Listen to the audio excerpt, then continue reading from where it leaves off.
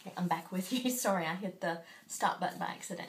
Okay, you're probably wondering what in the world we're going to do with that placenta. You'd think we just throw it away. Well, this is gross, yes, but we give it to the mom and she ingests it. Yeah, that's what I said. So I give it to the mom. The reason that we do this is because it has different chemicals and elements in it from her body that are going to assist her in milk production, and it also gives her extra protein, so she will eat that. You may have a hard time watching it, so I'm just not going to show you that. Anyway, we're going to go back over here to the little newborn baby. Let's see if she's pushed it out yet. Has not pushed the placenta out yet, so we're just waiting.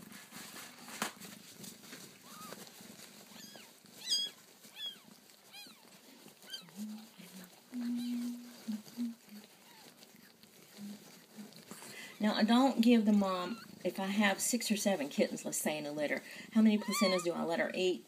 Probably 3 or 4. I don't let her have every single one of them. I don't want her to get sick and throw up.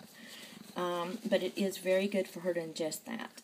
It does have elements in it that will encourage the milk to let down, and it will stimulate, it will continue to stimulate the rest of her labor to go on. It'll give her some energy also when she's in the middle of delivering babies. Come back over here, little guy. Okay, we still don't have you out, do we? No, we still don't. Well, okay, there it is. Okay, we've got it here. Okay, so I'm going to pick up baby.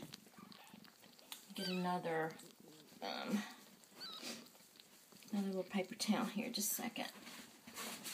Boy, I wish I had a filmer, a second person to help me with this. All right, let's see. So I got the baby here.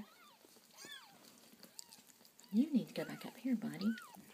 Okay, I'm going to take it and its little placenta right over here. I'm going to put you back down again. Maybe bring you a little bit closer. Okay. Okay, and here's my new baby. Okay. So, I've got more paper towels. I'm going to go back to rubbing and stimulating that breathing for a minute. I'm not going to worry about the placenta or the cord for right now.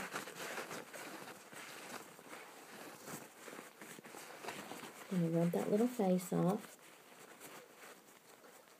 And I am just rubbing gently with the paper towel, but enough to give it a little friction so that it'll dry off. Went over the rib cage and the backbone and even the underside a little bit. Look at that. Look at that new little life. Isn't that beautiful? Okay, alright. So, alright, the next thing, I'm going to do it again. I'm going to show you what I do with the cord again. Let me move that nasty placenta. Nasty looking placenta. It's actually just, part of the process.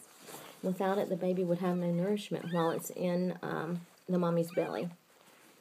The mom does have 2 uterine horns. Here I go with the iodine mix before I do anything else. I'm going to sanitize the area that I plan on cutting. I'm going to get my dental floss. Okay,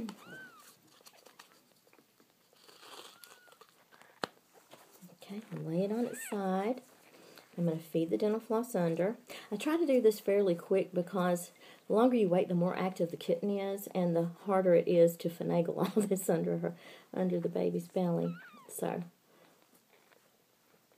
I'm going to go about an inch down. Okay, wait a minute, baby. Hold on. Pull it tight. And then I'm going to do it again. Okay. Now, so I've got, again, the 2, whoop, hold on there, Bucky. The 2 little strings from the dental floss and the cord. Those are my 3 things. So I'm going to take my, sorry, I didn't mean to block your view there. So I'm going to take my iodine again, and I'm going to go over that area and the dental floss where I'm going to cut. See that? Right in here. And I'm going to cut on the placenta side. You don't dare cut on the baby side. That would be totally ridiculous to do that. Be redundant because you're trying to keep it from bleeding. If you cut on the side of the baby, you're going to obviously get start the bleeding. So you cut on the placenta side of the dental floss, of course. Okay, so here we have it. There's the about an inch long now umbilical cord. Can you see that? Okay. All right, I'm going to put the iodine a little bit on the belly at the base of the umbilical cord and a little bit again on the very end. Okay. Then last, I'm going to blot that off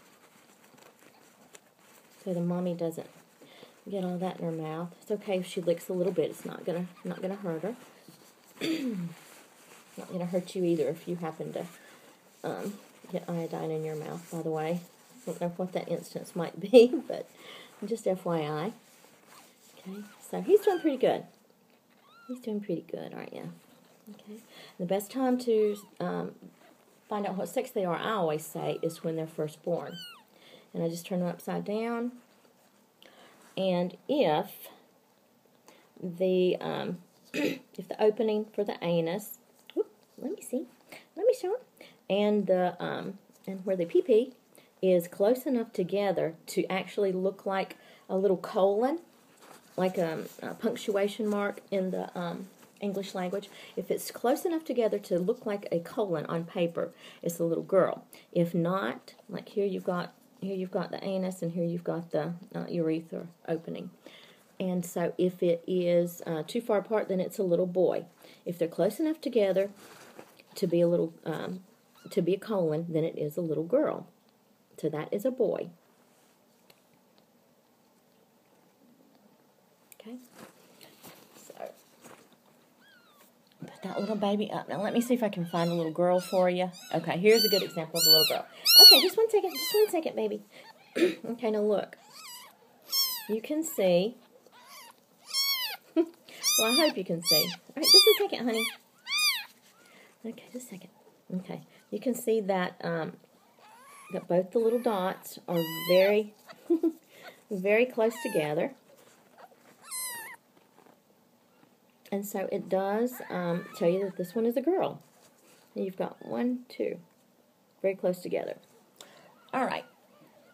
So now that we know that, okay, basically that's what you do. That's your part of the assistance. That and the fact that you probably are going to want to have everything ready in advance. You do want to isolate your moms a little bit before they're going to have their babies so that they can just rest and, you know, not be doing a lot of jumping, not, you know, not having a whole lot of other kitties around because they do want to get on with their nesting procedure and know that they're in a good location to have their babies and feel safe. So, the other thing you want to do while your mom's having babies, you will want to probably change out the towels every now and then because it does get messy and you do need to sort of keep it dry in there for the mom. She's just very, very relaxed and happy. Aren't you, Ruby? Yes, you are. You're very relaxed. She's purring. So I do recommend getting the gloves ready in advance. I like the vinyl touch gloves. I am allergic to latex, so I cannot wear the latex gloves. A lot of people may use those, and it's no problem if you don't have any allergies to it. But for me, I use the vinyl touch. You can get them at CVS pharmacy or Walgreens, any pharmacy like that, or even Walmart probably. Okay, and the other thing is, in advance you want to get you know, several washcloths ready and several towels so you can have that to switch out with the mom if you need it. And you will need it, believe me. So the other thing, I have my little transitional spot here where my babies, it's like a little incubator. I'm warming up my babies and just getting them dried off a little bit. And as their fur starts to dry, you'll know when it's time to put them in with the mommy. As soon as it starts drying a little bit. Like this one right here in the middle, it looks more dry than the others to me. Can you see that? So he's about ready to go in with mommy and nurse. Okay, let's cover you up. All right. What else can I tell you? I know you're going to have a lot of questions the first time you do this. You're going to be very nervous, and it is nerve-wracking in the beginning because you don't know what to do. And so I do hope that these things help you, these little tips and pointers. Just stay calm. Don't freak out. It's normally something that the mother can do by herself.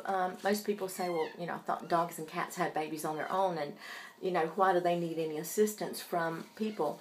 But just like I told you before, sometimes the mother will become complacent, nursing and taking care of, licking the first couple babies that come out. And if she does indeed spit out a couple more babies, then those bag of waters have to be broken, or else the baby will just drown there. So don't want that to happen.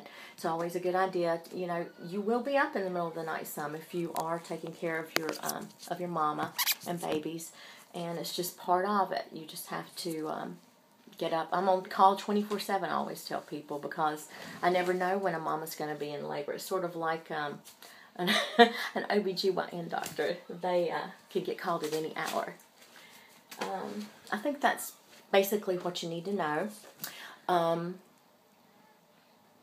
After you finish with this, just clean up really good. Be sure you wash your hands. I know you've got gloves on if you followed my steps here. And then I have told you before, I do like to put a heating pad in the front part here, so that if there are certain babies that get rooted away from the mom by others when in the nursing process, they will have a source of warmth there to cuddle up to. And I always think that helps. If you haven't seen my Safe Haven videos, please watch those, because there's a lot of good information to tell you how to solve issues with their body temperature staying up. They do need to do 3 things in order to thrive. They need to be able to suck to get their nourishment on their own. They need to be able to breathe on their own, and they need to hold that body temperature. If they cannot hold the body temperature, their little bodies are constantly working and burning off calories to keep the body temperature up. That's what the calories actually are for, not just energy. So they do need to have all 3 of those things in check, or otherwise they're just not going to thrive like they should. They're going to struggle, and you could lose babies. But just work with them, and I am available for questions. If you ever have any questions, you can always email me, and I'll do what I can to help you. If I don't know, then I'll try and find the answer and get back to you with that answer. So thank you for watching. This helped me, and I hope it helps you too. Have a good day. Bye-bye.